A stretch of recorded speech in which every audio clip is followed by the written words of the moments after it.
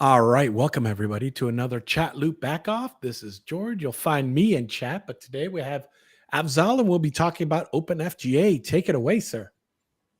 Hi everyone, I'm Afzal Ansari. So I'm very much excited about this chat look back of like this session. So I'm looking today in this video, like we're today looking into OpenFGA sandbox project. As I already opened up this page, as you can see. So I think I never heard about this project before until I found this recently. And yeah, I think it's a cool opportunity to deep dive into this project and gain some valuable insights into this. So yeah, let's begin. Uh, Getting into this project, like how they have uh, introduced their project. As you can see from this GitHub page, we have uh, this project is kind of a high performance flexible authorization permission engine, especially for developers and inspired by Google Zanzibar. So we can dive into their website for more details, as we have gone through this definition, this kind of authorization solution, and which allows developers to build granular access control using an easy to read modeling language and friendly APIs. So let's scroll down and see what they have under quick start. Okay, we can run with the Docker, and it will give you the access uh, to integrate into your application, I guess. And they have other features. So they are telling about model any authorization system, your code, blazing fast, building the open, and yeah. So what we have other things we have like Zanzibar Academy, Octave Playground, and other things. So let's go to this documentation page. As you can see, we have this introduction about this OpenFGA, very smoothly, like readable, like as we have already discussed this definition, and talking about the how it's inspired, like internal authorization system, and it relies on relationship based access control, so which allows developers to easily implement role based access control and provides additional capabilities to implement a back short form. And yeah, we can learn more concept into this. So before going into benefits, let's dive into these concepts. Here we, oh yeah, I'm sorry, I was not sharing the screen. I think this page. So here we go. Talking about the authorization concepts, uh, authentication ensures user's identity. We have like your email address, your username, and all password. And authorization determines if a user can perform certain action on a particular resource. So we have, let's say, authorized to to get this particular resource. So for example, you can only write data into some database. So that's kind of authorization you are given. And for example, also they are given like this process of verifying your username password, and this process of authorization is process of ensuring that you can access given Google service. Yeah, so as you heard about this buzzing word, fine grained authorization, so it implies the ability to grant specific user permissions to perform certain actions in specific resource. So, talking about now our back, uh, as we we already learned through this documentation and all.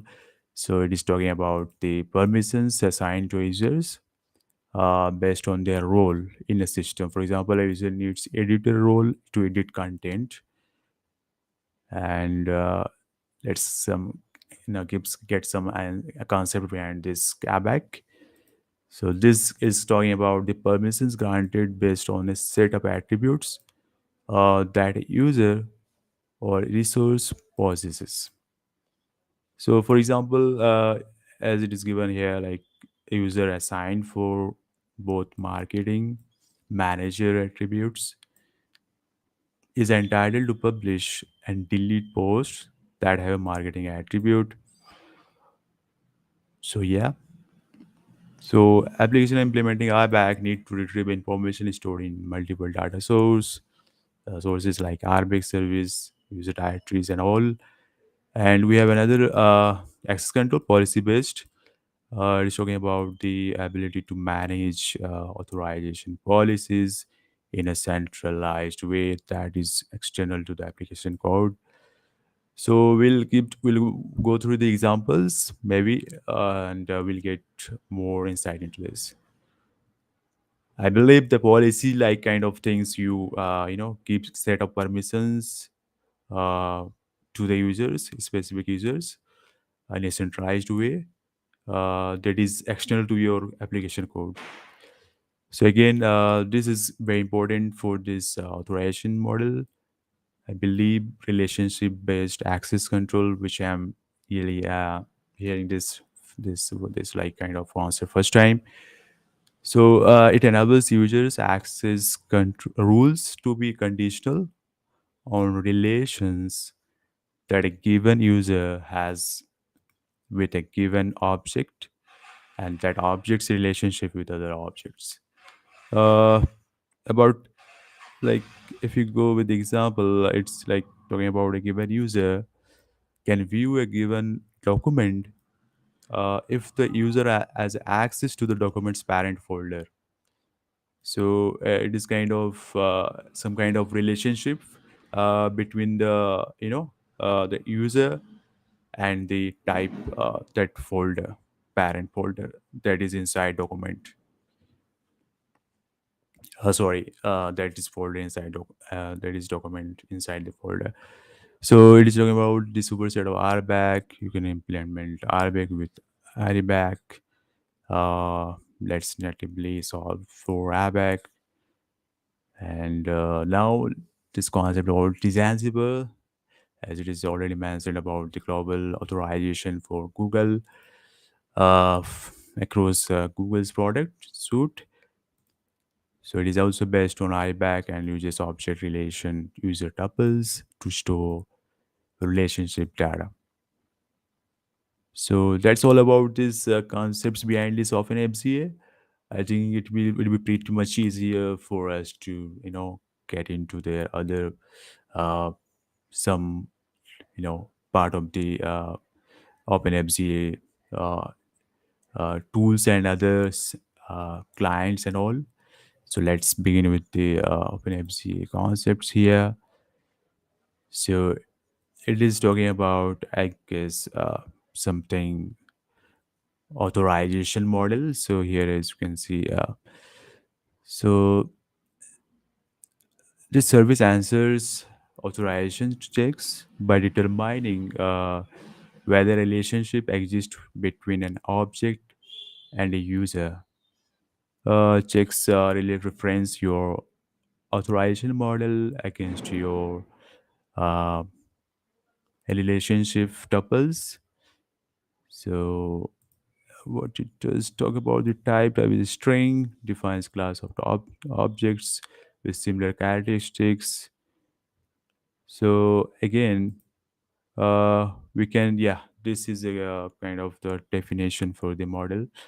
As you can see, this kind of document which is talking about the definition which defines the all possible relations a user or another object can have in relation.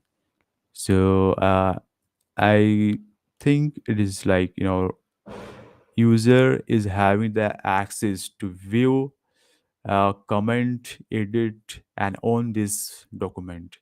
So it's kind of all the relations belongs to this document as a user. And other thing, as we already talked about, I guess the authorization model for this document type. And we have domain as well, which has relations, which user is a member uh, of this domain. And yeah, I guess this is all about this. And store uh, is often FZA entity used to organize authorization check data. For example, you have this kind of authorization for your model structure for your use case, and you want this model to be checked uh, using some kind of API. So yeah, I guess something like that. But uh, it stores content like the one or more versions of authorization model, and contains various relationship tuples. Let's go to the relationship tuples. Maybe we can find this more from this home page. Let's go and go to this playground.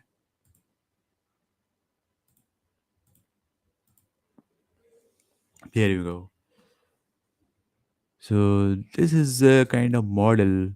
It is a example model which has definition type, which kind of hierarchical architecture. I mean, we have more than one type definitions, and relations within that, and can have like more than one relationship within the uh, uh, type. So as you can see, we have three, four types, and within that, as you can see, the relations is mentioned, talking about the user and owner, which is a member of this organization, which belongs to this user. User is can also be a owner. User and organization member is a repo admin. And for example, if you you can see here, like, okay, like for example, in this tuple, he is a Eric. He's a member of this organization of an FZA. So as you can see, if I hover over this, it's saying about Eric is a member and organization. Kind of all the examples given here, and this is talking about these few of the examples for this, you know, graphical architecture. As you can see, uh, and this GitHub of an FZA, which has organization, repositories, users, team, which works together within this organization, uh, and have some access to few of the repositories, and we have some relationship between their repo admin, repo reader, and within that we have relations more than one, like member to honor. And within this kind of whole relationship model, which is can be retrieved for your use case. So now let's share and go to this page again, to see what we are left with. uh, I believe we are done with the concepts, and FNAPG concepts, as we are talking about stored, and we have objects, as we have already discussed. Kind of it is an entity in the system. The user's relationship to it are defined with relationship tuples and authorized model. Let's go to this again. As you can see, this kind of relationship has some of the members, and it is kind of entity. and we can say this object, so which is another thing, the relations. Then we have relation definition. So yeah, it is pretty much about this whole relationship, you know, um access control, like IBAC, best access control. So let's go to the configuration language part. So I believe uh, we have con- we have some kind of configuration required for this OpenFGA.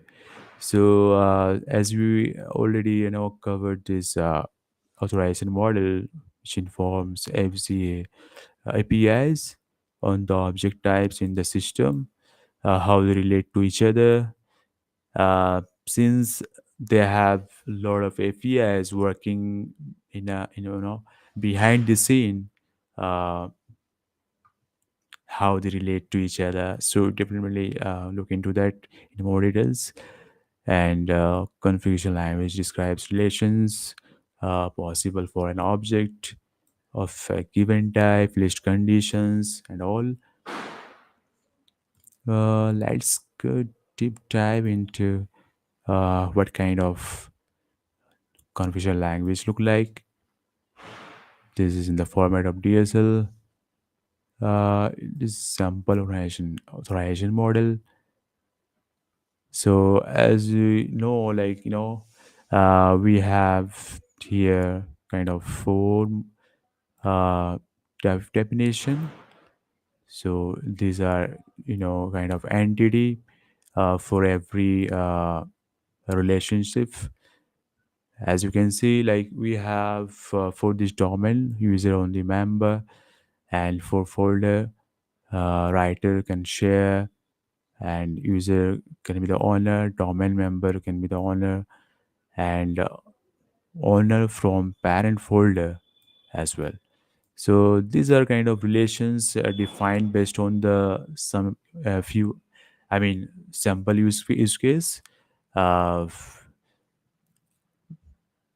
like if let's say Eric is a writer, is a user which has access to write into this folder, and which is also owner, and he is also a viewer, and he also can write into this folder, right? And as I mentioned about this folder which belongs to the particular user, now if we talk about this document, uh, the user can have the access to it, like as a writer, as a viewer, and editor, sorry, writer. But uh, the same user can access both folder and document, and in this domain, in a particular domain. So yeah, this is pretty much about this. And it's just some information. So I types of objects, and domain. Let's cross check if you are mistaken. I believe if I do mistake, you definitely follow some of the few of the other uh, documentation for clarification. But yes, I'm trying my best here. So here, as you can see, these are type definitions, which have five relations. As I mentioned, can share on. So both, as I mentioned, like user can be owner of this both folder and document. And direct relationship type restrictions. So you can give some restrictions for this direct relationship. I believe they have some kind of their format, kind of uh, type which we have to which indicates the tuples relating objects of those types as users can be written. For example, group marketing. So as you can think of it like as tags which is given to a particular user. And yeah, so it is giving you type restriction the marketing group, which is in the type restriction. So only the tuple, relating objects. So a user, let's say, wants to uh, edit something for this marketing, cannot, another user cannot, you know do something in the marketing. So yeah. And talking about other restrictions, uh, this is another format which indicates tuples with sets of users related to an object of the type by that particular relation. Okay, just like here. So we have seen this kind of hash member, which is again given as something more restrictions. So yeah, this is kind of which we now we are able to understand this now here. So we replace the silver team type, which has a uh, restrictions, users, uh, semicolon, with any, and this team member, which is giving this restriction around this member. So as we can also, if you go into this, the team type definition above defines all the relations that users can have with an object of type team. In this example, relation is member, and because of the user and his team member, direct relationship type restriction used, a user in the system can have a direct relationship with the team type as a member. So that should be a member of this team. User should be a member of this team and can have direct relationships with the who is kind of uh, grouped as team member. So I mean, for this part, what I can understand, uh, which has some kind of you know tuples that we just saw in here, uh, like here you can see the team and of an FGA backend member. User is a member and of this object, which is of an FGA core. This is another kind of object that is saying about the some kind of part of this team. Uh, I mean, repository which has some access to this backend member. So yeah, I think uh, we are we are done some of these concepts. So let's go with some other concepts. Yeah, in this type definition, uh, above snippet above is a member of team product. I guess it should be below if any of the relation subsets exist. Okay, user is any, then we have relationship, a relation member, part of team product as a member. Okay, nice. User restrict means every user is directly related to the product team as a member, right? So you just came across this in a few minutes ago. So yeah, so this is all about some kind of relationships among users, some uh, some of the team members and all. So this is all about kind of how you can use this kind of logic for your application authorization. So let's go beyond that. We have referencing other relations on the same object. Okay. Oh yeah. So it's now again talking about this document type definition. All the relations and that users can have with an object of type document. Yes, understand. I already talked about that, and yeah, this kind of how this relationship is made, and you also have some other things. I'm just looking over, skipping some of these parts. And yeah, I think we came across some kind of parent folder. So it is kind of saying about viewers of a document are both okay, all users directly assigned the viewer relation, okay, and b all users can view the document's parents folder, okay, yeah, viewer from parent folder. So nice. Okay, we are already grasped some of these concepts. So I'm just skipping some of these parts, and now we're coming to this union operator.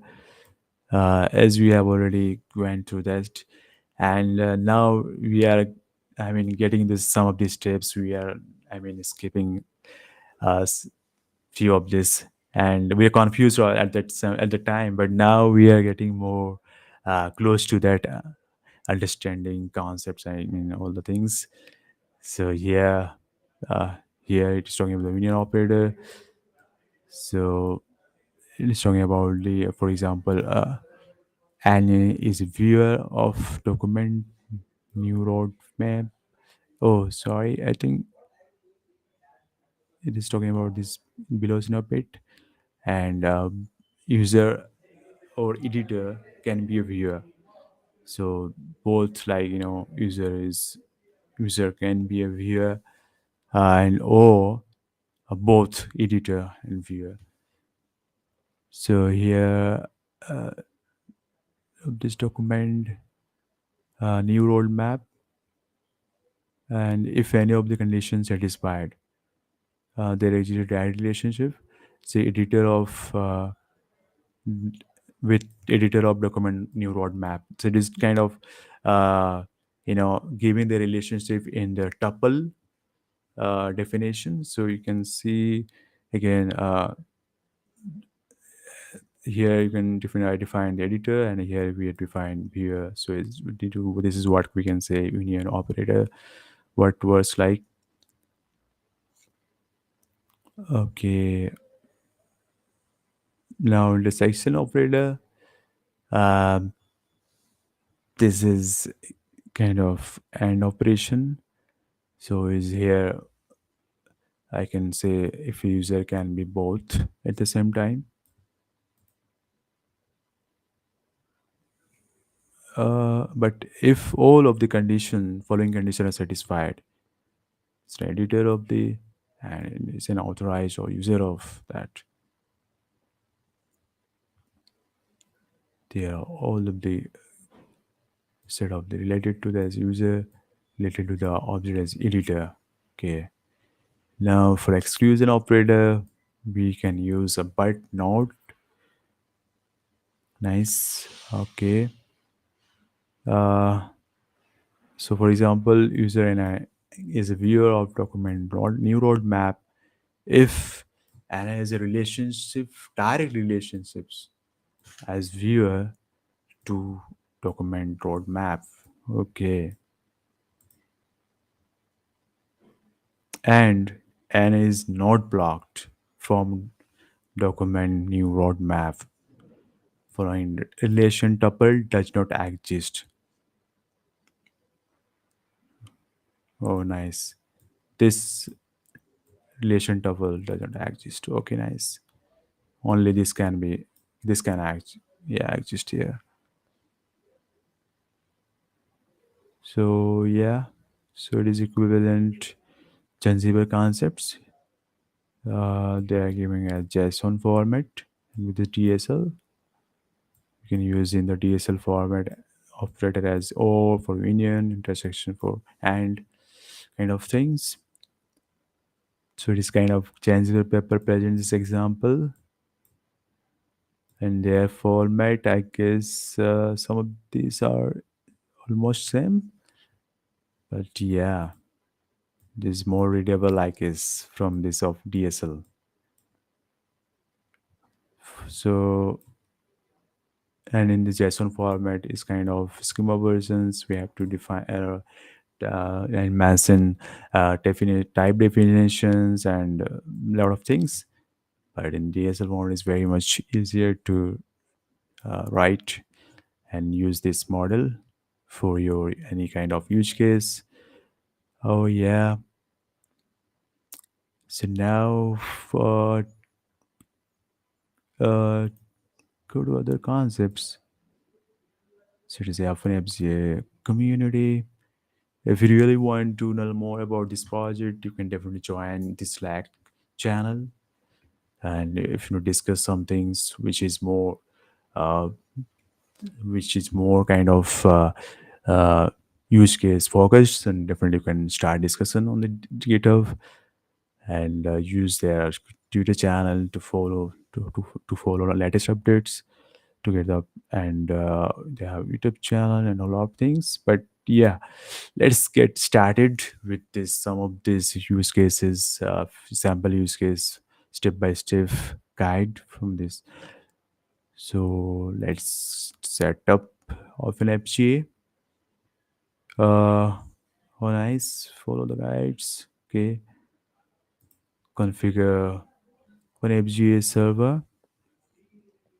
So we have a lot of setup options. Set, I guess we can choose any of this, and I will be choosing Docker setup guide for more uh, kind of hands-on, easy way to hands-on. So kind of uh, something we can easily usually spin up this Docker container. So let's begin. So I have already have this VS Code setup. So let me go to uh, my repository and pull the information from their docs into this VS Code. So it is still starting. Here you go. So in this repository, so before doing that, let's set up this FCA part. FCA, sorry, I think I missed something. Let's pull this. Uh, here you go.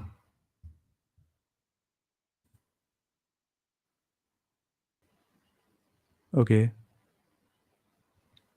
I think uh, there is something I have issues with this, so I have to restart this Docker service.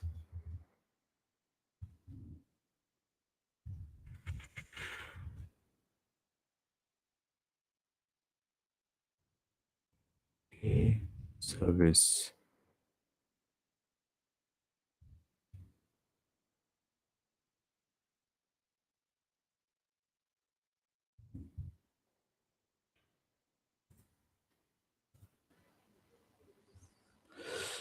Hopefully, this will pull this. I mean, image and run through this port.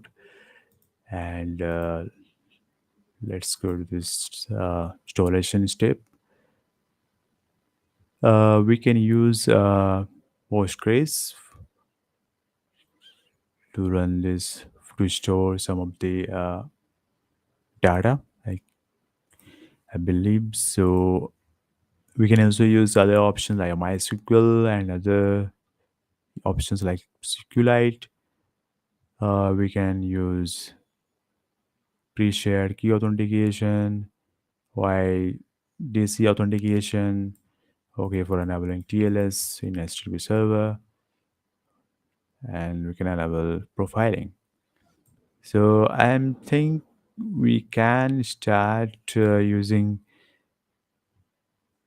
uh, Postgres option.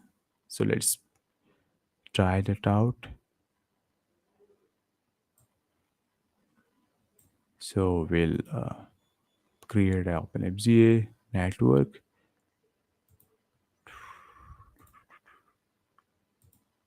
Here we go. I think this step, creating another terminal. And here you go. And now we have this option to add the things. The image running behind the scene. And now what we are left with options, let's see. Now we can run this.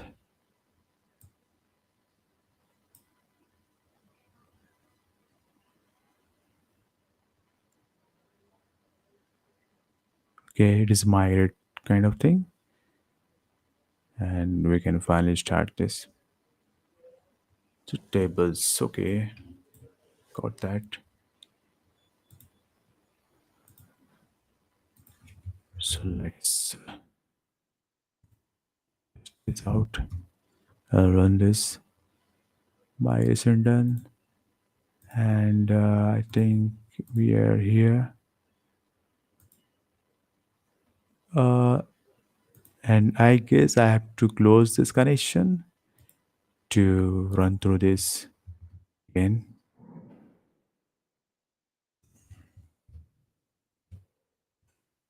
This and run again. There you go.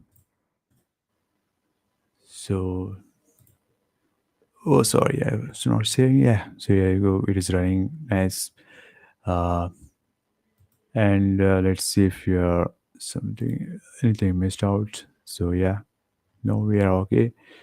So it is keeping these other options like pre-shared authentication or ID authentication for your if you are very much looking for your use case based on the authentication or IDC or any kind of things that you want to use for your projects. So definitely you can use that those kind of methods. So let's go with the other options. So here it is talking about the access control, setting up how we're going to set up the access control. So let's go what it's talking about, like enable access control. We need to have an IDs provider to set up configure, okay, client ID to be used. Okay, and we need also FGA CLA, FGA CLA. It's not actually required. You need to follow these steps. You can install it again. When we do not want to use, you can call API with equivalent SDK. Nice. Okay, they have an FGA CLI which you can run to test out uh, the models, I guess, from the playground. So yeah, it is something we are done with the all the steps to uh, run the Docker container for this OpenFGA and open the port on 8080. I think so. Yeah, is used to serve HTTP APIs. So let's pick with installing SDKs client.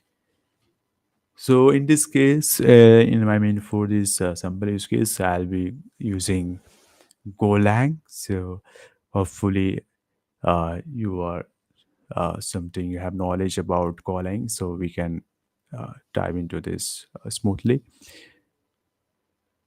So we have this code, what is kind of thing, SDK packages, okay, and what the module use it, and then this, I think it is kind of configuration thing, kind of.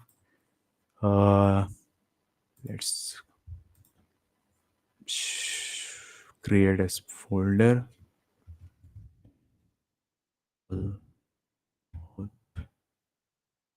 GA, inside that, create an uh,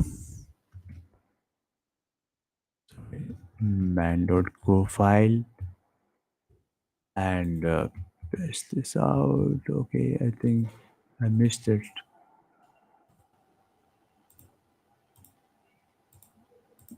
Copy this and we can paste this out.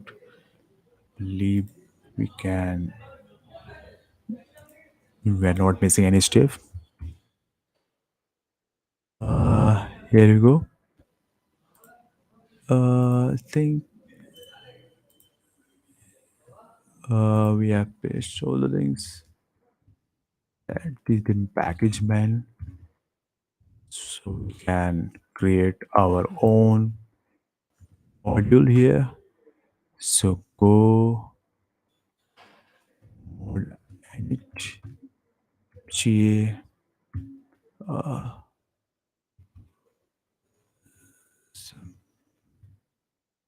simple and go mod ID to install the packages we need for this application. I believe the API URL for this, that is localhost 8080, and also get to their documentation. Oh yeah, we are done with that. And we have other related section. If you are more interested in other SDKs, you can dive into that definitely. And let's move to the creating a store. So as we have heard about this store, talking about like how this contains your data. So your contains authorization data. You need to create a store in OpenFGA before adding an authorization model and relationship tuples to it. Okay, uh, this is kind of using the client SDK. With that APIs, we are also adding store ID, authorization model ID. Both are optional and not needed for create store list store, required for calling for all other methods, and can be overread and per request for this model ID. Uh, let's copy this and paste over this code, modifying this one because this pretty much same thing, uh, but we can definitely use this how to run. But let's go to different step, next step, like how this we can find like uh, add this environment variables, and using those model how we can come to this creating this store. So this is kind of few of the codes are skipped. If I run this, it will have some errors again because it's not mentioned there. And for your for the sake of simplicity, I'm just running this code. See, oh yeah, or and okay, few of this not there. So let's try this off and run this code. Yeah, so it's not declared. So let's uh, empty dot named and this response. Here you go, and we can define the family here and run this again. So yeah, we have to export that as this API URL. Otherwise, we'll get into error. As you can see, let's say run this again. So it is like saying some of the errors behind that. Because of that, it's not configured, so you have to export this use environment variables for this one. Sorry, just one.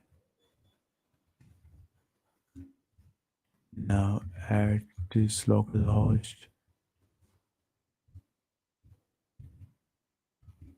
host. Here you go, and run this my language. Here you go.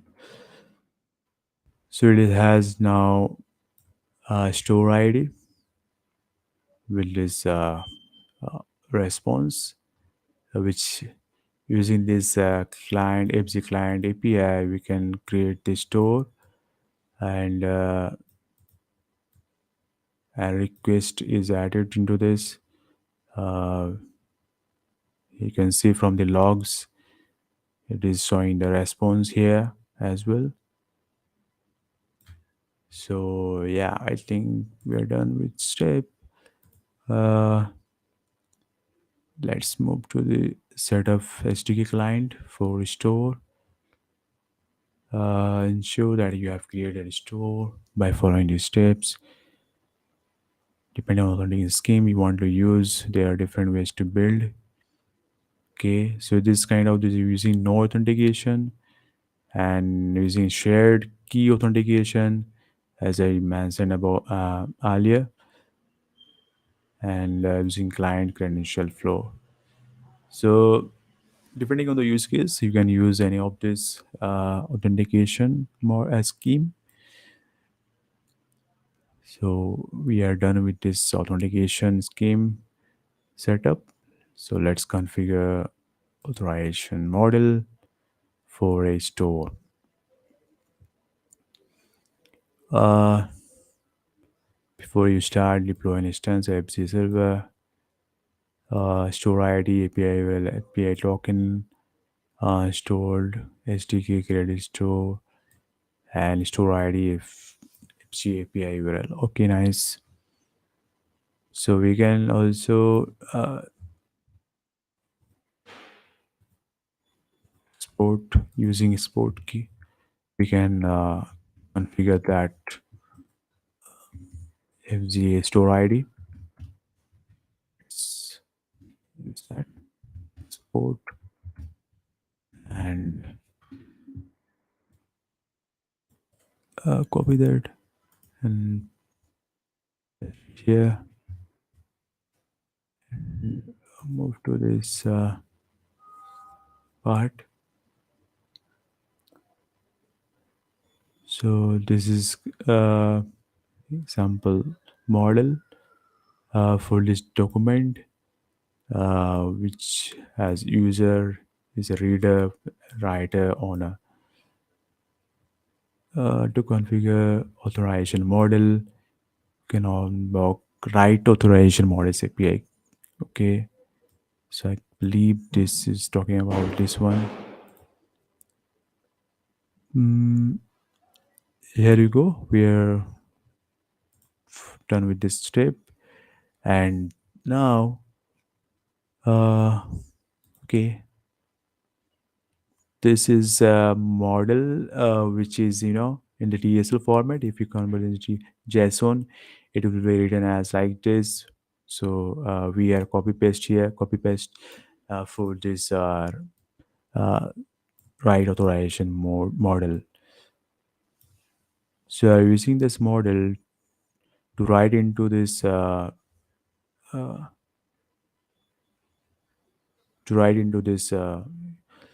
authorization model. So using this API. So let's copy this and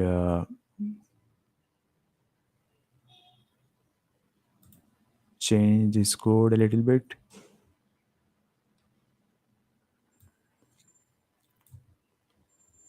I guess uh,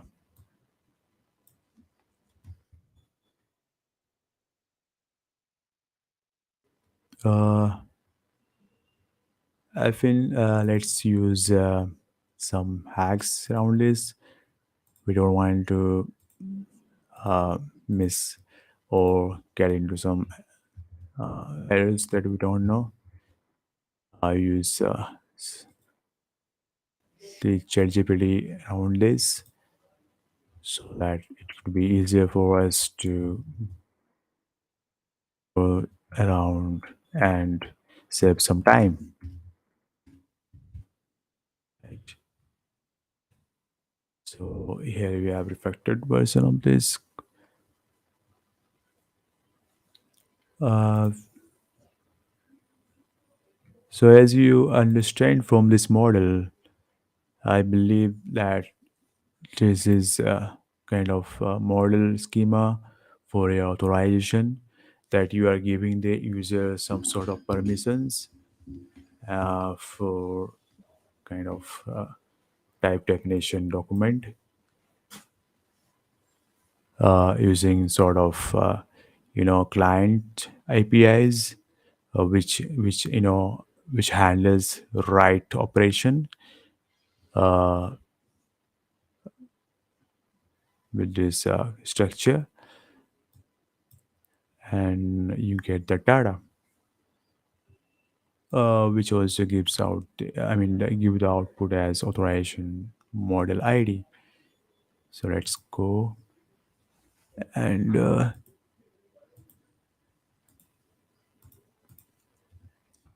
change this code.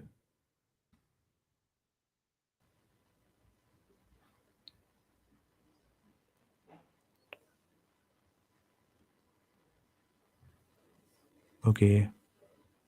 uh I think it is good to have, but it is sort of some kind of errors we have now. I'm not sure why.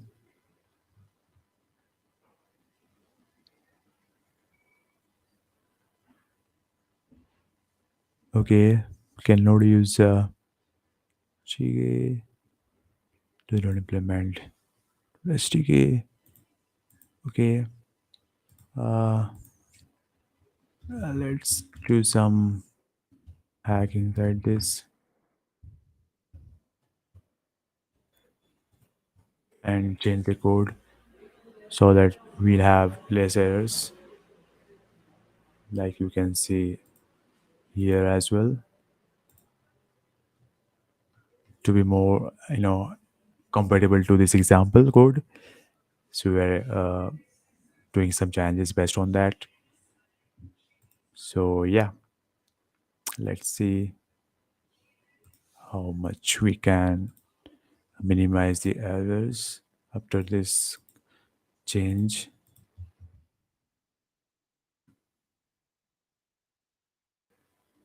Here we go.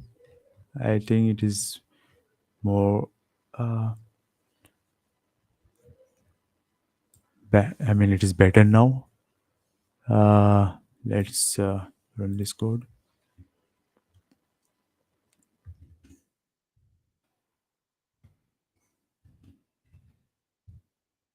Yeah, here you go. So we are able to get the authorization ID now. So I can uh, change this CA model ID. This ID. So it is a for your particular use case. 5 minute warning. Sorry. Yeah. So we are now pretty much done with this lot of few of these steps, and let's perform a check for this, like how we are doing our performance based on of some of the actions are you know correct or what we can see with this perform check API. So let's sorry, I was not sharing now. Okay, you can see now the screen. Like we can use this check API. How to check this? If our model is really based on our correct authorization model or not.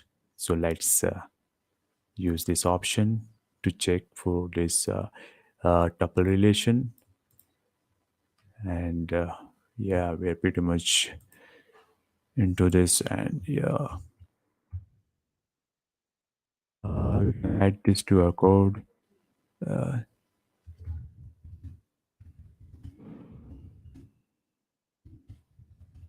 this.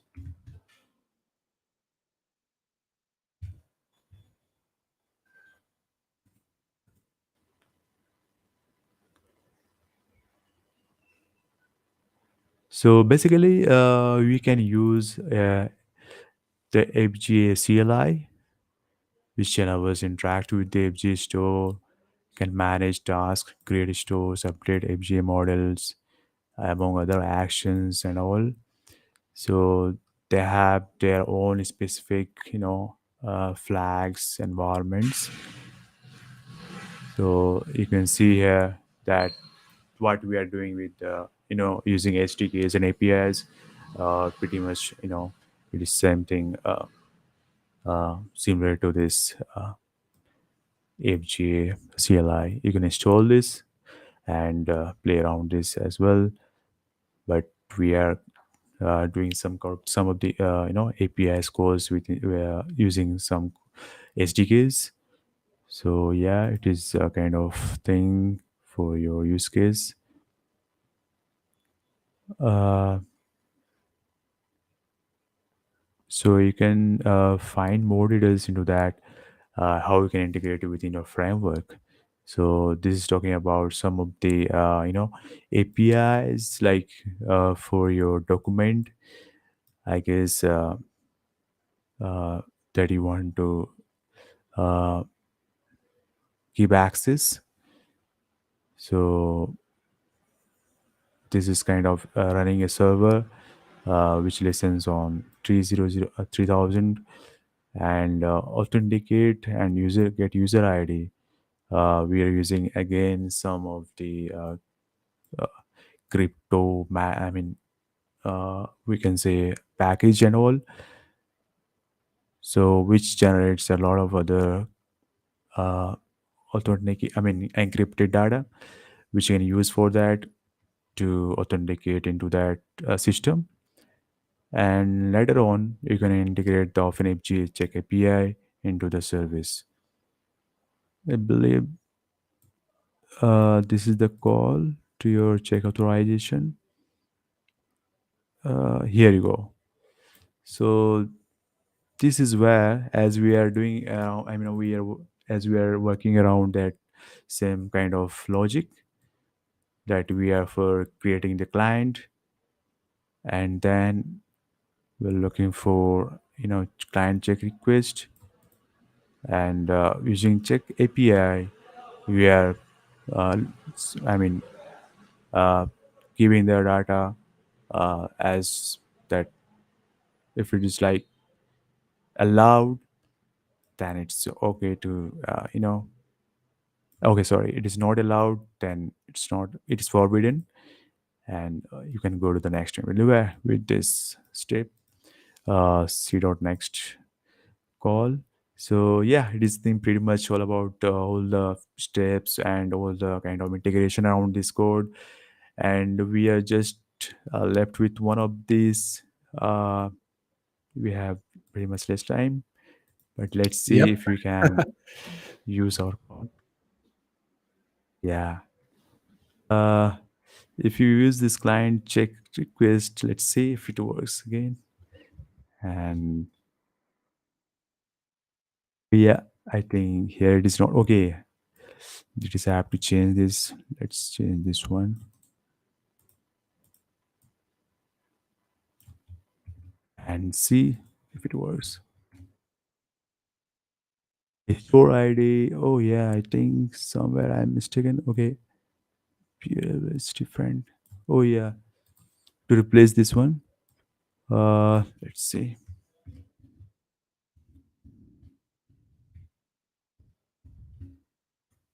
And for the store ID,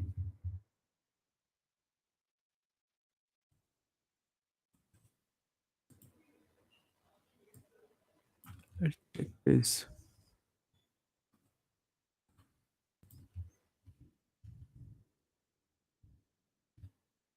Oh yeah, here we go. So we are action All allowed. That right. means yeah, it works Made because it. of this body part. Yes. All right. Well, with that, thank you very much. We're coming up on KubeCon Cloud Native Con. Hope to see you there in Salt Lake City. Remember, we have KubeCon Yeah. India as well coming up. With that, thanks for the tour. You get the last word, and then we'll say goodbye. Oh yeah, definitely. If you are pretty much excited about this project, definitely check out there. A lot of community page like talking about their, I mean, based on your user cases, like a lot of things. You can join the channel and share your use cases. Definitely, you can integrate this beautiful kind of permissions and based on your access control. So it is really, really interesting project because Google Zanzibar is kind of again very kind of nice thing. So yeah, I think this is pretty much about I can say. Great. All right. Thanks, everyone, and we'll see everyone next week.